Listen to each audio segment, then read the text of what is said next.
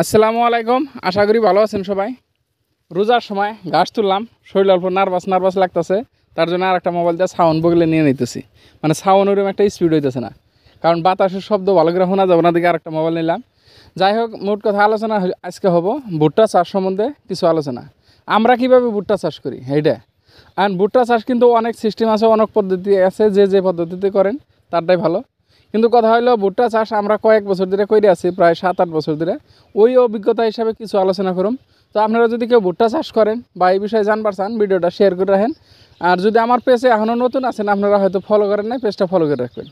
তো আমি এই জেনে ঘাসের সাথে ভুট্টা গাছ তুলছি, আর তারপরে এই জেনে দেখতেছেন বাইটা গাছ তুলছি। হ্যাঁ, আমি কিন্তু এগুলা তোলার হলো কি, অনেকেই কিন্তু এগুলোর মধ্যে স্প্রে করে, যেটা আপনার ঘাস মরা।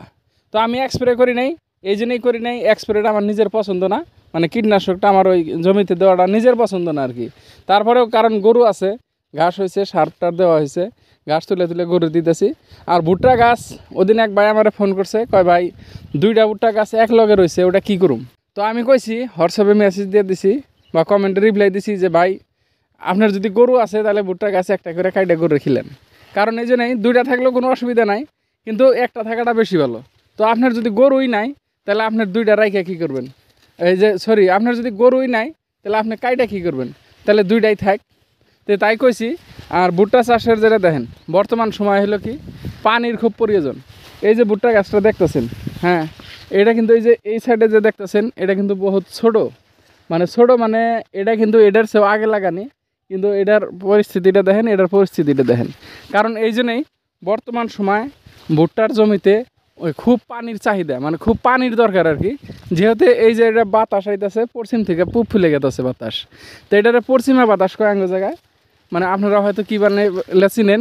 তো পশ্চিমা বাতাস যখন ছাড়ে, মাটি শুকিয়ে যায়, তখন কিন্তু পানি দেওয়ার খুবই দরকার হয়। আর এই সময় যদি জমিতে বা ভুট্টা জমিতে পানি না থাকে, তাহলে ভুট্টা গাছ কিনে যে মাথা কিনে টইলে যাব, বা একেবারে মানে 2-4 দিন করে বয়স কমে যাব।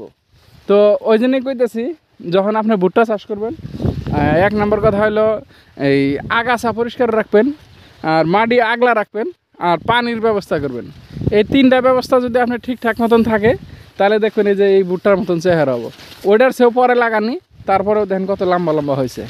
তো এটা কিন্তু আমার আব্বা একজন অভিজ্ঞ কৃষক। আর ভুট্টা চাষের বিষয় মানে কয়েক বছর ধরে রানিং ভুট্টা চাষ করে আছে। এখন কত সময় দেখা যায় 2-4টা গাছ ফাঁকা রয়েছে, 1-2 জায়গায় ভুট্টা গাছ নাই। ওই জায়গায় কী করবেন? আমরা কোনো কিছুই করি না, ওইভাবেই খালি রাখি। কারণ ওই ফাঁকা জায়গাটায় আরও সাইডে যেন ভুট্টা গাছ আছে, অন্য মোটা হয়ে মেকআপ দিয়ে দেয়। তো ভিডিওটা আজকের মতো নেই তুরি, আবার পরবর্তীতে অল্প সময় নিয়ে আলোচনা করুন। আর আপনারা যদি এই বিষয়ে আরও জানবার চান, কমেন্ট করেন, এটা রিপ্লাই দেওয়ার ভিডিও বানাবো।